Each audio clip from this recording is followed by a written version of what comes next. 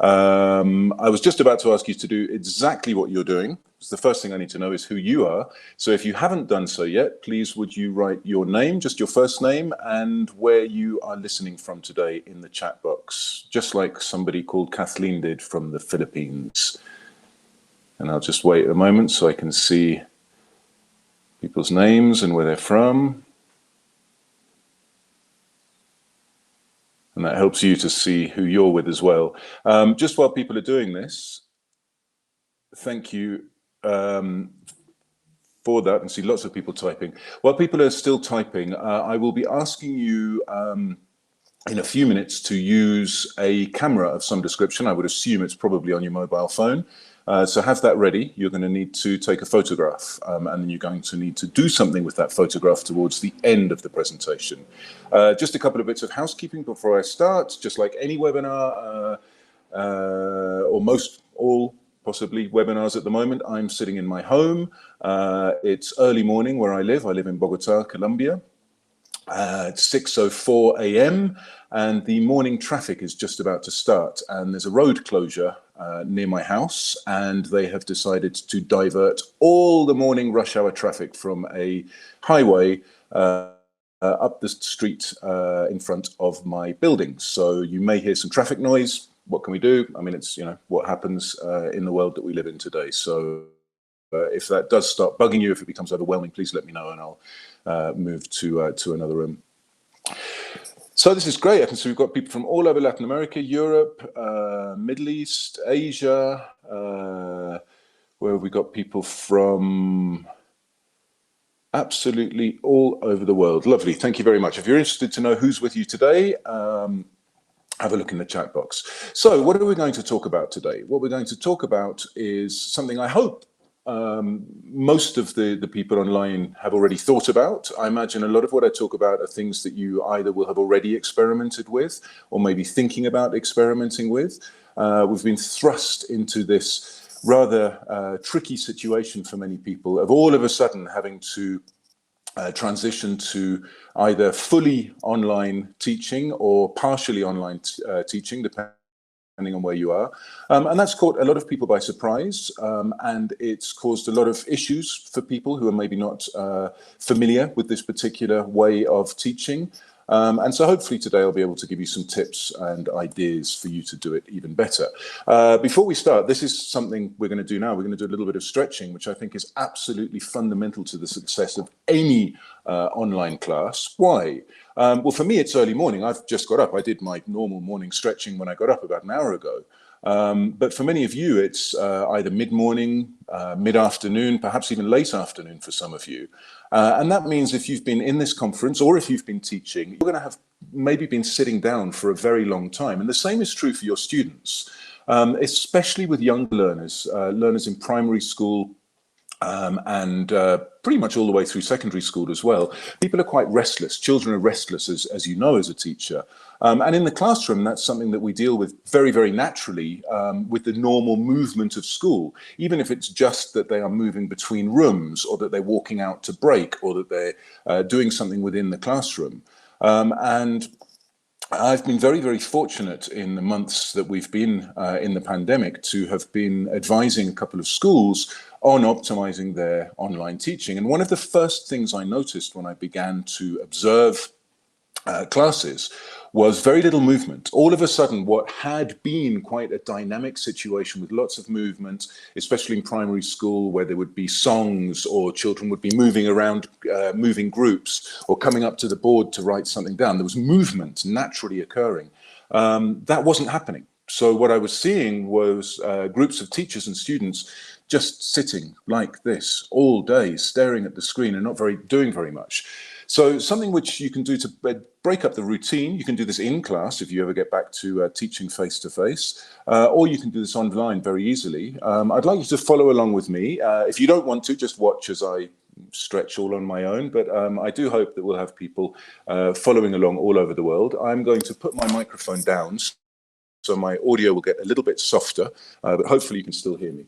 So if you could stand up from your desk or wherever you are at the moment. And we're just going to do a really, really basic stretch. And this is just going to get the blood flowing around the body, and it's going to break up the routine, okay? Do be careful if you have any kind of back pain or any other pain, only do as much as your body will naturally let you do. Don't do anything that's going to cause you pain or worsen an injury, okay? So first thing, put your arms above your head, stretch up nice and tall, and then follow me. Put your left arm down onto your left leg and to the left with your right arm over your right ear and stretch as far as you can so you can really feel all the tension in your back and your right hand side of your body from sitting down all day, releasing. Okay, then come back up to the top, do the same thing down to the right. Stretch down as far as you can. You can hold onto your right leg with your right hand for support if you need it. Okay, then stand back up again. And then I'm going to turn to the side so you see what I'm doing. Again, be careful with this. Watch your back if you have any kind of back problem. Okay, stretch up nice and tall and then bend down forwards. And when you get down to about halfway down, hold your arms like this and just release all of the weight in your body. And just sort of balance. You'll feel a stretch down the backs of your legs. You might feel your head getting a little bit dizzy because the blood's flowing to your head. That's the whole point of this. And then stand up again when you're ready. And then just shake your arms, shake your legs a bit, move your body around.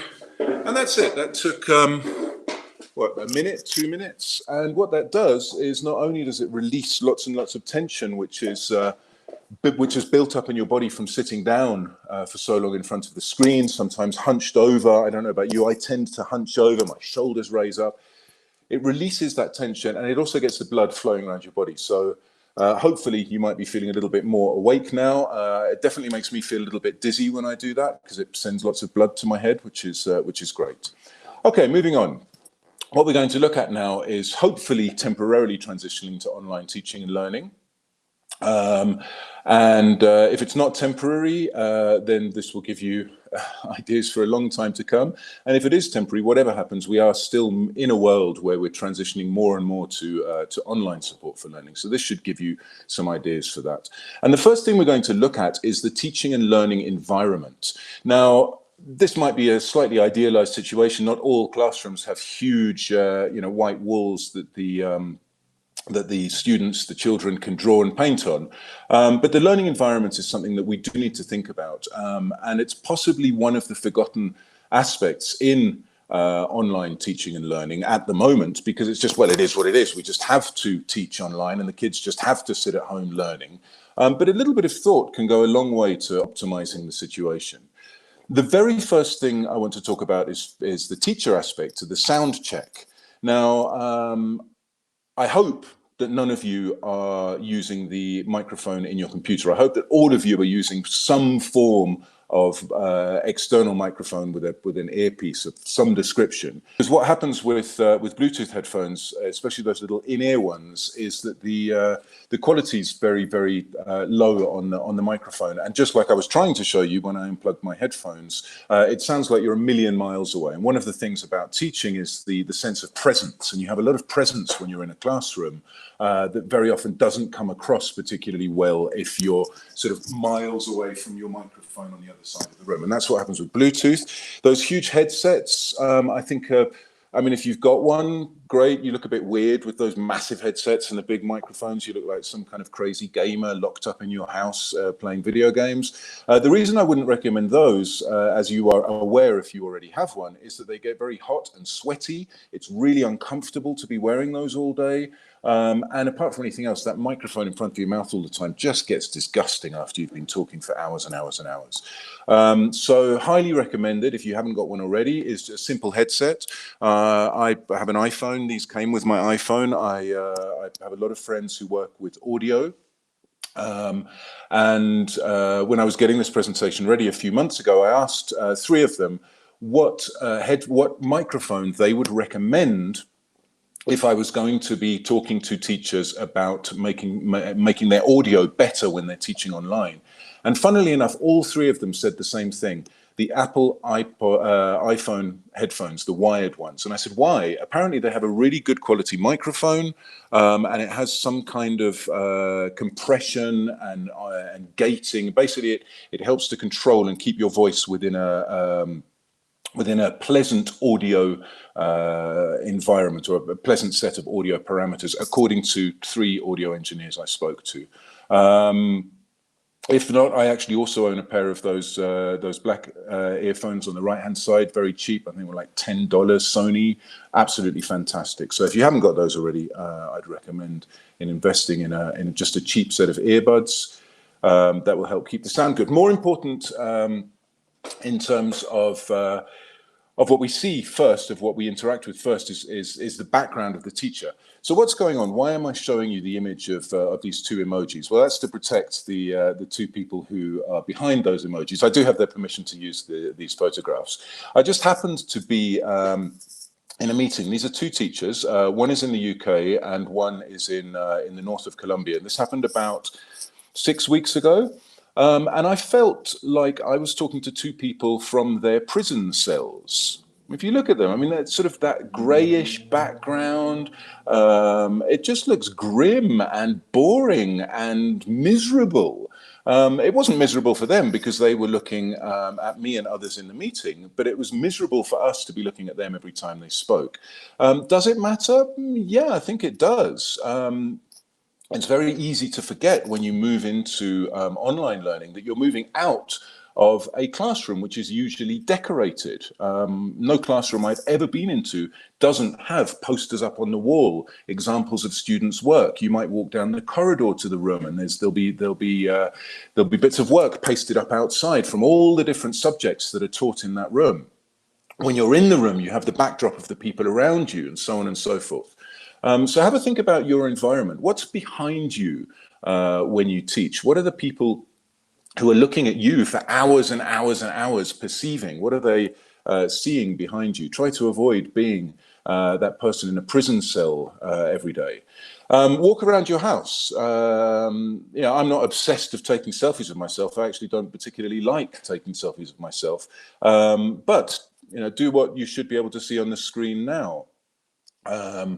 Which is walk around your house, all of the different places that you could teach. What does it look like? Now, if we have a look at some of these, if the top left, definitely not recommended. There's a huge amount of light behind me. Whatever you do, try to avoid sitting in front of a window. I'm seeing this again and again and again as I'm observing classes at the institutions that I'm advising at the moment. Golden rule: never, ever, ever sit in front of a window. Why not? Because your students can't see you. With light behind you, as you can see from the 2 images on the top left of this series, it means that your face is in shadow. And if your students can't see you, they lose all of the benefit of your facial expressions, of watching your mouth move as you're pronouncing words. And it's just not very nice. It looks a bit sinister, to be honest. If you have a look across some of the other images, we've got problems of lighting. Lighting is key. At the moment, it's still quite early in the morning here, so it's fairly gloomy outside. It's also been raining for a couple of days, so it's grey.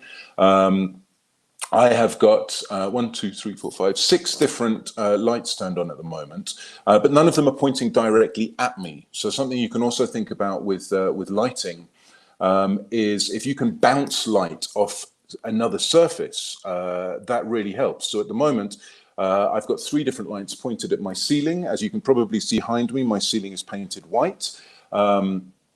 And that means that the light bounces off the ceiling and it's a little bit less intense. However, if I turn them round and point them at me, don't know if you can see much of a difference, but it definitely washes out my face. It's horrible for me. I've got lights pointing in my eyes, and it also casts huge shadows. Can't work out which side to point at. Behind me over there. So if you can bounce light off different surfaces, that can help a huge amount. If you have a wall in front of you, point the light at the wall, don't point it at you, and you'll find that you get much better quality lighting for people to see. Something else which you will see in just a moment, There we go. The next. So what I would recommend here is looking for something. I mean, I'm not saying that, you know, my situation is perfect. I am very aware that I'm very fortunate. My daughter left home last year. I live in a fairly large apartment alone, so I have the freedom to move around. I have lots of different areas that I can go and teach in. But if you can get your lighting and your background looking something like what you can see in these images, put something behind you. If your only option is to sit at a desk with a wall quite close behind you, put up some pictures. If you say, well, I live in rented accommodation, I can't put holes in the wall, so I can't put up pictures, buy yourself a blackboard or a whiteboard and draw some motivational messages. I don't know if you can see in the image on the top right, there's actually a chalkboard behind me. That used to be my daughter's room. And she'd written on the chalkboard, "Beauty begins with your mind." And I thought that was a lovely sort of motivational backdrop to leave behind me. So when I am in meetings or when I'm teaching in that particular space, which I sometimes have to use, there's that board behind me. And it gives people something to look at, which is a bit different to a grey, boring old grey background. Okay, sound as well. This is what my workspace looks like at the moment. It's not right now. I took this photograph yesterday when I was getting ready for this presentation. So what on earth am I doing with pillows around me? That helps enormously with sound. Depending on your situation, you may be in a room which has high levels of echo, or perhaps you haven't been able to go and get a decent microphone, so you are working with the microphone on your computer. Get some pillows, cushions, build them up around you. At the moment, as you can see from this image, there's quite an open space behind my computer. That means that I don't get too much echo coming back. But if you have a wall right in front of you, put up a couple of pillows on either side, standing upright, and that helps to absorb some of the echo that's coming off your voice, and it makes you much more pleasant to listen to and easier to listen to, which is the key. Obviously, you want your students to find it easy to understand what you're saying. So just a couple of pillows spread around you, cushions, blankets, even anything which is a sort of bulky and fairly soft material will help to absorb sound. Why is this so important? This is quite a, I don't know, controversial, tricky thing to say. It's kind of quite threatening in a way, but when we appear on screens as teachers, we are appearing very often on the very same screen that the students use to consume media. You know, TikTok, massive all over the world. TikTok's that sort of natural spontaneity of human nature, and yeah, it's all very produced and it's all very artificial, but it looks like it's very spontaneous. It looks very natural and normal, and they're these sort of super cool people, and they've got millions of followers, and they're doing amazing things.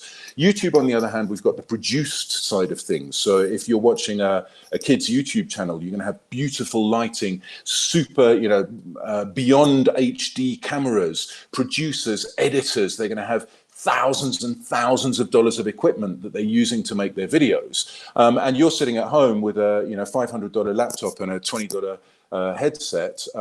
And in effect, we're having to compete with that. Not compete as in, would I rather be with my teacher or be with my favorite TikToker, but compete in the sense that, does it feel like what I'm watching is something that's natural to me? Does it look like something I would usually interact with? Because the juxtaposition of YouTube versus teacher is immediate. It's on the same screen.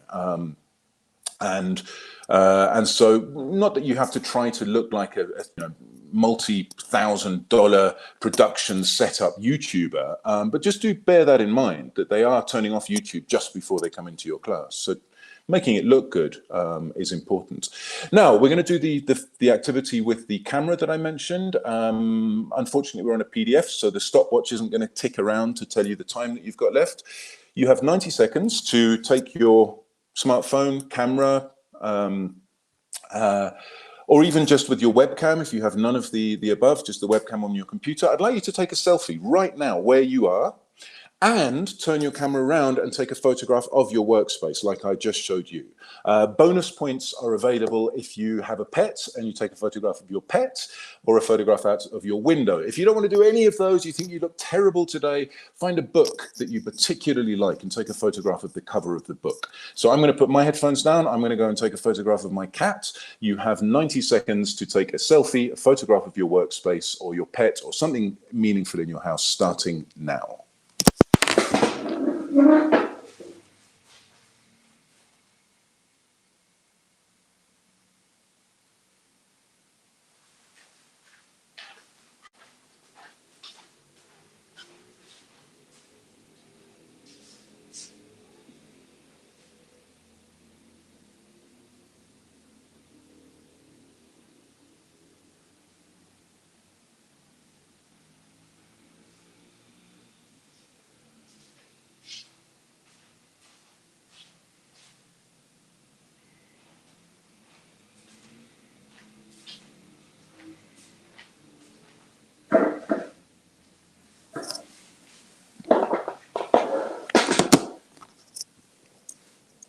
It's okay. Somebody said there's no sound again. There was supposed to be no sound. I went to take a photograph of my cat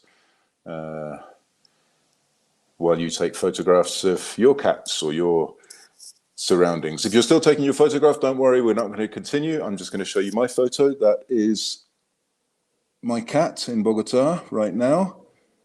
She's called Agatha, and I rescued her from the street. And you will have an opportunity to show your pictures in a moment. I will explain that in just a minute. That's 1.5 minutes, so we are going to continue. Hopefully you've taken your photo. If you have taken it, if you're somebody who likes editing and getting them ready, choose the one that you think you would like to share with others later on. And I'll explain how that's going to work in a moment. Thank you very much. She's a very cute cat. Okay, so moving on. Moving on to the students themselves. So what can we ask them to do and how can we optimize the experience for them? Well, I think the first thing we need to do is think about their parents. I don't know if you've done this already in your institution, but it's really important to either have a meeting or preferably even produce a document. Nothing too wordy, no more than 1 page, just bullet points on a page. Really easy to interact with, really easy to understand, probably even if you are in a monolingual environment in the parent's own language. If not, then obviously in English. We need to talk to parents about the rules of engagement. And the reason I say this is from observation of hundreds of hours of class in the past few months, of parents being on business calls, really noisy background environments, parents discussing business deals while the kids are trying to learn, parents walking in and out of the space where the children are. Explaining to parents, that their kids are actually at school. I know we're in this crazy situation where so many of us are having to spend so much time at home, but the parents are still at work and the kids are still at school, and just at least trying to explain to them what that may imply. For example, where I live, it's very, very normal to have a cleaner or a maid or a housekeeper or somebody who comes in and cleans up the house and cooks and whatever. And so on countless classes that I've observed, there's a maid who walks into the kids' room and starts cleaning up the room or turns on a vacuum cleaner. Now, why is this happening? I think it's happening because in the cases that I've been interacting with, nobody thought to actually explain to people that, hey, hang on a second, things are different. You can't, we keep talking about the new normal. The new normal also means not doing what you would usually do in your home at 11 a.m. So if you would usually be, knocking down walls because you're doing some building work, I think you probably need to suspend the building work or move it to a different time. And as somebody put in the chat, it's very true, but the living conditions don't allow a quiet space. That's absolutely true. And it is something that we're all aware of. But if we don't have the conversation, I think what happened when I started noticing this and began to talk to parents was that they hadn't really thought about it. It wasn't that they were deliberately being noisy. They just hadn't thought.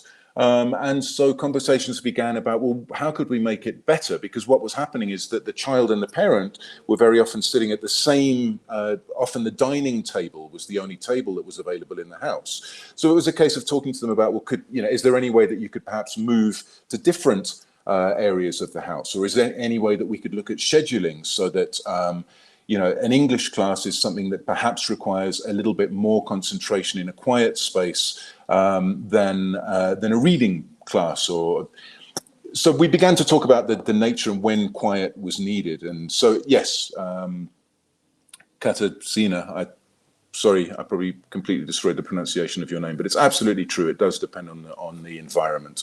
If you can find a private space, do.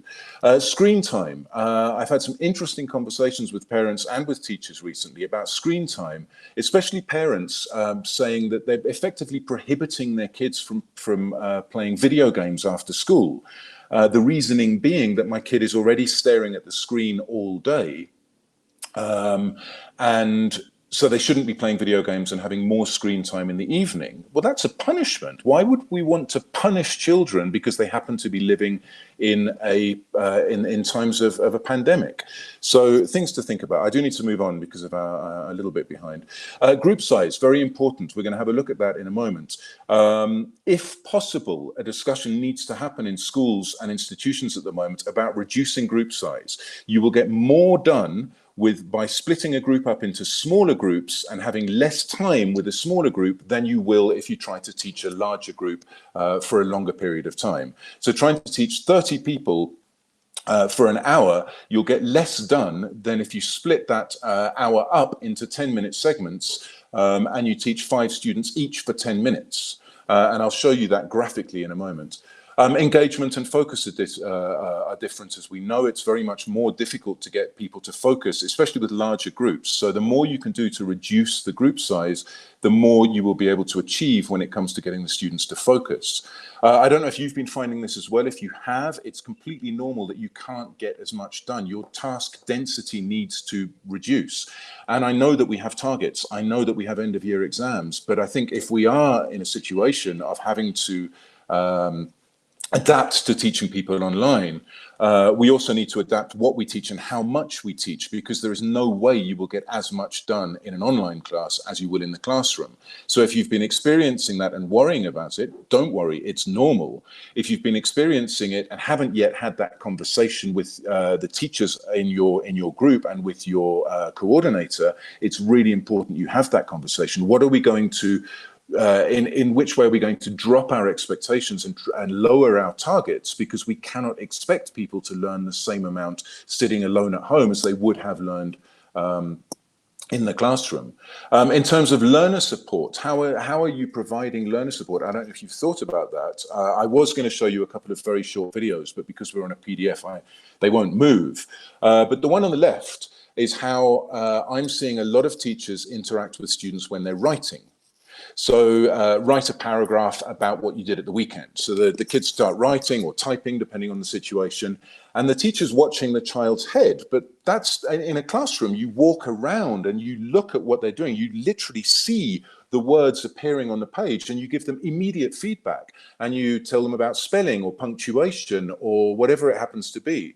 The video on the right, you would have seen, I turned my camera down, and it's something that I'm doing with students at the moment. All you have to do is turn the camera down, and you can see, if they're on a laptop, if they're on a webcam, you can just hold it in your hand, and you can see what I'm writing immediately. So you can, it's upside down, yeah, but come on, you're a teacher, you can read upside down, no problem at all. So thinking about that, how are you supporting your learners with something like a writing activity, or are they just being left to their own devices? Shared documents as well are incredibly useful. You can set up a Google Doc that everybody can contribute to, so you can see what they're writing as they write it. You don't even need to ask them to move their camera. And as someone said, in a chat or in a Word doc, and then send them. That's great, brilliant. Take the next step to go from the Word doc, if you can, to something like a shared Google or Word doc, so that you can actually see it happening in real time, like in the classroom. And you say, oh, hang on, you misspelled that word.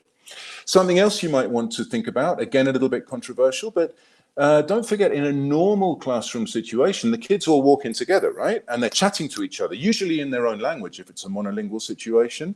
And they're chatting about whatever goes on at school and all of the other gossip and everything that goes on in a normal situation. I'm not seeing that happening in any online class. What I'm seeing is a blank screen. The kids are all online, but the teacher hasn't arrived yet, so the session hasn't started. So it's just a blank screen. Nobody can talk to each other. No one can chat to each other because they're all in the waiting room. And then somebody clicks go, and then all of a sudden everyone appears, and the teacher says, "Hi, good morning. Today we're going to learn about whatever." Thinking about trying to create a sense of normality, don't forget it's much more important that an 8-year-old spends time with their friends than a 48-year-old like me. So perhaps allowing 3-4 minutes at the beginning of class, guys, just chat about whatever you want in any language you want. You've got 4 minutes, and get this gossip and the chit chat and the need to share things out. Try to make it a new normal rather than a new abnormal. We have a fairly blank canvas. We're in an extremely fortunate situation in that we can experiment with different things, different ideas, different ways of achieving what we want to achieve. And if we can start to fill in that canvas with our own experiences, we can further the cause of online learning. If you haven't yet experimented with anything new, if you're still trying to teach your same teaching plan with the same lesson plans and the same materials as before, I'd invite you to try just one new thing over the next week. Are you going to let them have a chat before class? Are you going to do some stretching? Are you going to separate them into small groups for short periods of time, if you're not doing that already? The reason I talk about student numbers is what you very often see when you go into a Zoom or Click meeting or whatever platform you're using. Are loads and loads and loads of thumbnails, and you can't really see what's going on, and they're a little bit grainy, but actually it doesn't look like this, does this? So this is I can't remember how many students I put up on the screen. 7 by 4 is 28 students. You don't actually see it like this. What you actually see is this. You actually see just a few of them because your screen isn't big enough to see all of them. So you see just a few of them, and then you've got the arrow, so you have to click through. And if you've got lots of students, you might have to click 3 or 4 times to see them all. But then by the time you've seen the ones at the end, the ones at the beginning know that you're not watching them, so that they're messing around or whatever. So that's but you don't actually even see this. What you actually see is this, because 3 of them don't have enough bandwidth, or their webcam's broken, or whatever. And then you've got another one of them who's got a bit of dodgy quality on this. So you actually only really get to see and interact visually with just a few of the people who are on the call. And somebody asks, Juliana asks, how you check progress of your class test homework during the online session. I'll talk about that a bit more in a moment, but what I try to do is make it as ongoing, as real time as possible. I personally use Google Docs. I find them incredibly useful for the collaborative features, and I get people writing in Google Docs rather than on paper. And then I can see what they're writing as they're writing it. And I check progress in real time if it's an in-class activity. So if it's a sort of fill in the activity and then we'll talk about it together. If it's an ideas generation session, I ask them to brainstorm their ideas on a Google Doc, and then I can see that happening in real time. Breakout rooms are really useful as well to get smaller group conversations happening, and then you can drop into the rooms and see what's going on. And then after class, of course, as well, there is homework. I'll talk a little bit more about that in a moment. I just need to move on. So if you can bring people into a smaller group, either in a breakout room while you've got other people doing something else, or even if your institution allows, by having shorter classes, 10 or 15 minute, very, very focused classes with just 5 or 6 students, depending on your situation, maybe even fewer, they're going to start hopefully looking like this rather than looking like the previous emoji. Moving on. And this goes back to what I was saying about how to check progress and interact with students. We're online already. So I have for years, literally for the last 15 years, and really focusing in the last 10 years on the use of digital media, digital devices and media through these devices, as more and more people, even children, begin to have smartphones, and there are these devices in the home. The parent will have one if the child doesn't. And talking to teachers about what they can do with these, making videos, audio recordings, using different types of multimedia as ways of receiving homework. And I still today receive a lot of resistance to this, with people saying, oh, we can't have people using their telephones in class. Oh, we can't have them doing this. We can't have them doing that. Well, there's no option now. We don't have them in class. So if we want to see what they're doing, if we want to hear them, if we want to interact and give them feedback on their progress, especially in speaking, we need to be using these devices. So, we're online anyway. How about getting them to record a regular podcast? What's a podcast? It's a huge name for an audio recording. That's all it is. You just need to record some audio on your phone. And how do you get that to your teacher? Well, you can email it to them, and Gmail's almost unlimited space. If you don't use Gmail, you'll check how much space there is on your email. They could email it to you. They can upload it to a Dropbox or a Google Drive, or whatever it happens to be. Create a private YouTube group. A lot of people are concerned, and understandably so, and importantly, with child protection. If you're teaching children, you can overcome a lot of the issues around their exposure by making sure that you have a private YouTube group, that nothing is ever published in a public sphere. But by using some of these ideas and these platforms, you can definitely dynamize what you're doing, and also make it very much more interconnected with the devices and the digital world that you're teaching and learning in. So what I've got up here is something that I've been seeing a lot as well, where this is, I suppose it is a criticism. It's not really supposed to be a criticism. It's more of an observation. But what I'm still seeing months after we had to start teaching online are teachers using their old in-class class plans that they used to either print or project up onto the board, and they're just opening them up in a browser and sharing their screen and showing their students this on the screen. Which is, I think, a bit unfortunate, because this was always a bit boring. A sort of black and white worksheet wasn't particularly dynamic in the first place. But this shows that what a lot of people have been trying to do is do what they used to do in class online. And in class, I said this wasn't ever ideal, but then at least we had the interaction. I was sitting next to my friends. I had my teacher in front of me. My teacher was probably singing and dancing and using all sorts of props and doing all sorts of amazing things. And, so it didn't really matter that there was this sort of black and white worksheet that was guiding us. That was just secondary to the activity. Whereas now, in a lot of cases, I'm seeing this becoming a sort of much more of a central part of the learning experience than it should be. So what can you do with something like this? You can look at, if you are using if you do have a series of documents that you've traditionally used, rather than seeing them as static concepts, which they used to be, how about looking at them as collaborative, additive, or subtractive workflows? What do I mean by that? Well, as soon as we start looking at shared documents, they become collaborative workflows. An additive workflow is where people would all contribute something. So the activity where one person draws something on the top of the piece of paper, and then you fold it over and somebody else draws, so you've got the head, the body, the legs. That would be an additive workflow where people are adding to things. You can do that using a collaborative spreadsheet or a collaborative document or a presentation where different people add different things. These are things we would have been doing anyway, asking kids to do a presentation together. We can do all of this online as well. There's no reason why we shouldn't be asking people to do group homework. Just like a platform like Zoom is free for teachers, it's also free for the students. They can also get together, and they're doing this anyway. They're getting together in their WhatsApp groups, in whatever the platform is that they use.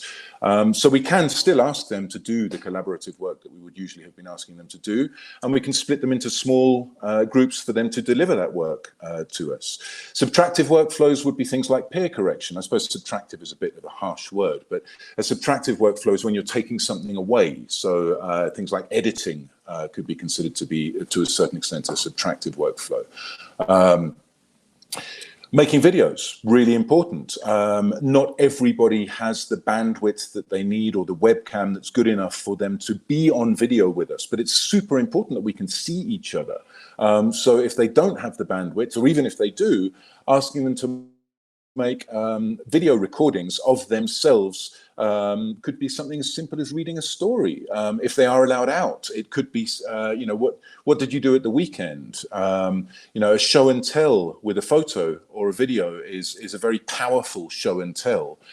So if they did go and see their grandparents for the first time in weeks or months, as is happening to so many children, a selfie with the grandparents is a really meaningful thing to bring to class. And it's something that we can much more easily interact with, because before we might have said, oh, well, they're not allowed to bring their phones into class or they have to turn them off. Well, now they're right here, or they can pre-upload all of this onto the platform and show it. I've already spoken about breakout rooms a little bit, focus groups in terms of differentiated instruction or focused instruction for students. You may want to, rather than teach a whole hour to everybody, where the situation is very, very different online, as I've already mentioned, that you're very well aware. It's very much teacher focused, and there are 30 students listening to the teacher. But in a classroom situation, you'd get people doing something, writing, or in small groups speaking, and you would go and give focused support to individual students. If you're already doing that, brilliant. If you're not doing it, think about how you could do that in an online situation. You could have a breakout room that you take individual students into to give them specific support. You might want to schedule individual appointments. So teach for half an hour instead of an hour, and that gives you 30 minutes in which you could have a 3-minute appointment with 10 students to give them some specific support on something that they need. And a lot of reactions that I've had to this is, oh no, but then that's taking time away from everyone else. Not at all. It's what would happen in the classroom. You just didn't really notice it happening in the same way because everybody was together for an hour. But you were spending 3 minutes individually with lots of different people. And what did everyone else do? They were doing the rest of their work. So thinking about this in an online situation is really important, because that to me is the new normal. The new normal is to provide the support that we've always provided within the context of this very tricky online situation that we happen to find ourselves in. Non-linear activities, what I'm talking about there is not everybody has to be doing the same thing at the same time in the same timeline. People can be doing different things at the same time without everything turning into a disaster. And the way that can happen is just like it would in class. You walk over to a group and you say, oh, you finished. Why don't you do the extra activity at the end of the book? Or here's this extra worksheet. Or I'd like you to quickly plan how you're going to explain to your classmates the way that you identified that error and corrected it. And then just before I open the mic to a very short session of questions, unfortunately, do you remember the photos you took earlier? I would like you to now use them. So depending on what your own personal preference is, can you please post one of the photographs or more to Instagram or Twitter and put the hashtag Pearson Autumn Webinar, right? And I'll go and check those later on. If you don't want to publish them, put them in a public forum. You can email them to me at my email, nickperkins@me.com, or you can even WhatsApp them to me if you prefer using WhatsApp. So what I will do with all of these is I will gather them together, I'll make them into a collage, and I will send that collage to my colleagues at Pearson so that when they send out the follow-up email after the webinar, they can send out the collage, and it will give you a sense of the community that you were in today. One of the things that I'm finding the hardest about all of this world that we're in at the moment is I don't get to go to conferences and meet interesting people.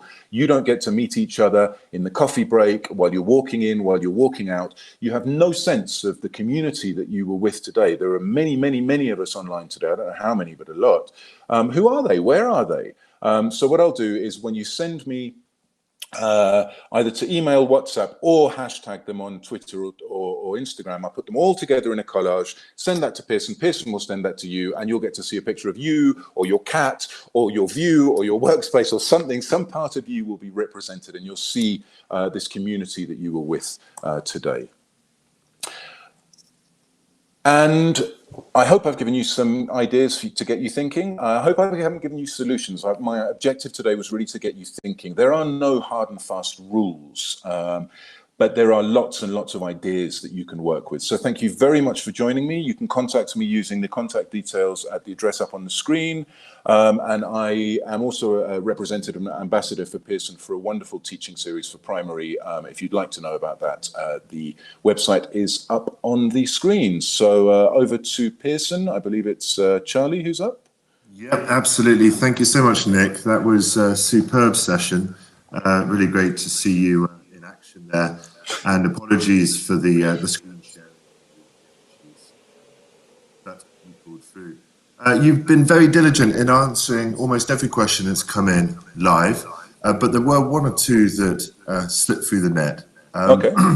So there was one talking about mixed ability here, and that's asking, how can we deal with pupils who are behind and those who are ahead in one class? Do you have any tips, any practical tips for the tools that you've used for dealing with mixed ability in classes? Yeah, that's a hugely important question. I think I tried to touch on it a little bit with the sort of non-linear activities. I think with mixed abilities, in much the same way as generally the students who are further ahead would be left to work alone is probably a little bit strong, but you would be leaving a lot of people to get on with their work if you know they can do it, whilst you sit down and focus with people that you know need extra help.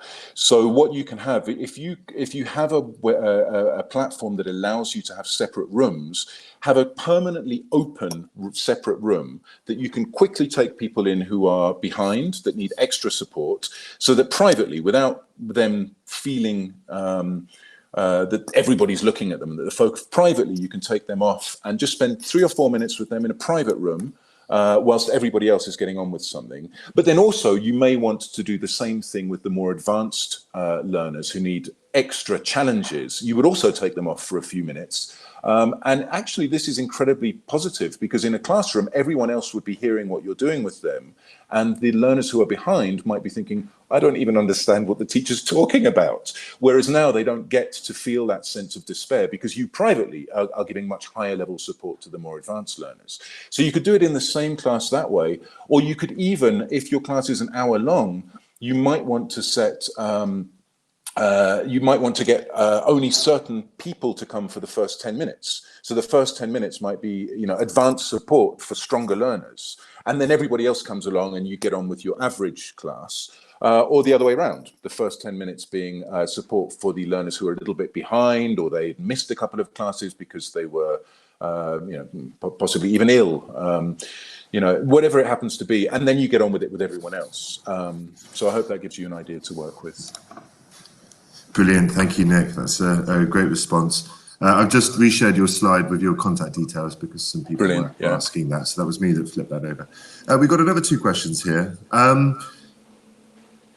Can you share any useful techniques for checking progress, monitoring progress, tests and homework during or after an online session? Yeah, definitely shared docs. If you can use shared documents, I find them very useful. You can monitor in real time. Like I was mentioning before, literally turning the screen down so you can see what they're writing and monitor progress in that way. Especially if you're in a school situation where it's normal for students to stop you in the corridor or come and find you in the teacher's room, or you have specified tutorial sessions, to ask you questions. Oh, hey teacher, can you help me there? If that's your normal, then how can you create that normal yourself? Not everyone is comfortable with giving out their personal contact details to their students. So if possible, give them, allow them to get hold of you on WhatsApp or whatever chat platform you use where you are. If you don't feel comfortable with giving them your own, if it is possible to open a separate one, most of us have a teacher email for students, and providing that immediacy so people can WhatsApp you like they would stop you in the corridor and say, oh, hey teacher, what was it you said about this, or how can I do this, or asking for support that way. And I hope that, I try to practice what I preach. My WhatsApp number is up on the screen. This is my personal telephone number. I've given this out to thousands and thousands of people over the years. The reason I'm telling you this is a lot of teachers say, "Oh, but I don't want the students abusing it," and they'll text me at 3 o'clock in the morning. All I can talk about is my personal experience in this and the feedback that I get from teachers that do it. It doesn't happen. You get the occasional problem and you deal with it and you talk to people and you explain what's acceptable and what's not acceptable. But I think that's really important for monitoring, not just monitoring progress, but providing feedback in a way that you would naturally in school, because you're bumping into the students all the time in the school. So I hope that gives you something to think about. That certainly does, Nick. And even though we're at the hour, I'd like to ask one more question. Sure. It's a bit of a heavy hitter, but I'm going to add a small caveat to it that perhaps will make it easier to answer. So that is, do you think online education will fully replace ordinary education in the future?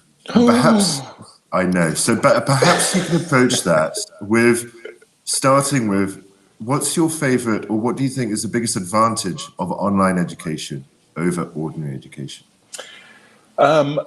No, a very firm no. I don't think it will replace face-to-face education, and I certainly hope that it doesn't, because I think we are human beings, we are social animals, and even though this is a social situation, I haven't seen any of you. I've perceived some of you in the chat, but it's not in any way as a human being the same.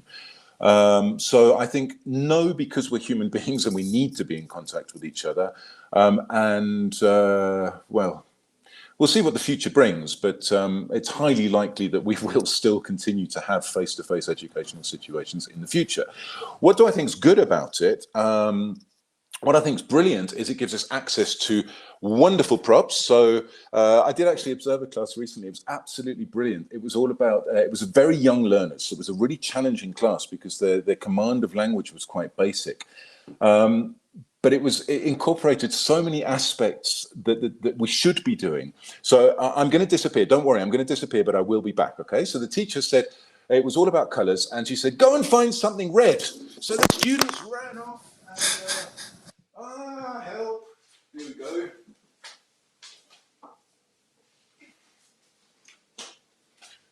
And they would run back and show something red to the camera.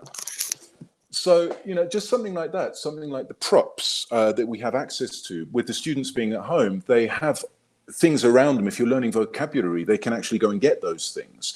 If you're a teacher who enjoys working with crafts, for example, something that is always difficult is you say, okay, for next Thursday, you need to bring one sheet of brown card, one sheet of green card, and one sheet of blue card. And you need to bring in some glue and some lentils, and you're going to make some kind of collage sort of bit of art or something.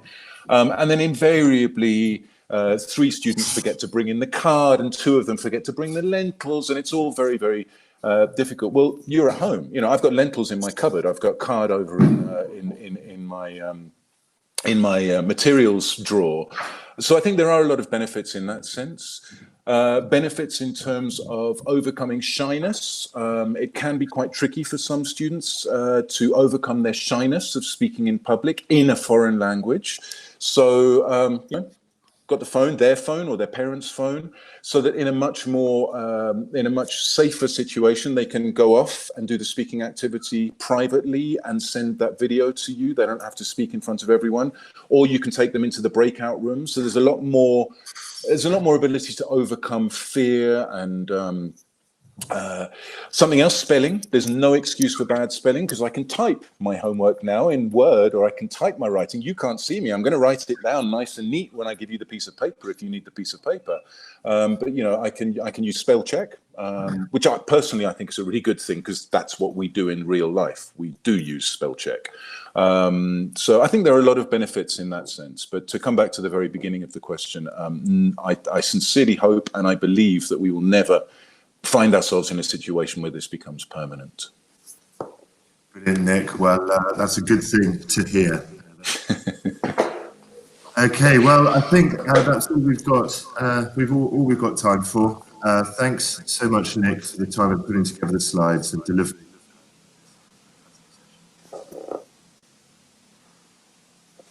thank you to all of you attendees for taking the time out of your day to join us. And thanks for your questions. Certificates will be sent out in the coming days, and a recording will be uploaded to YouTube.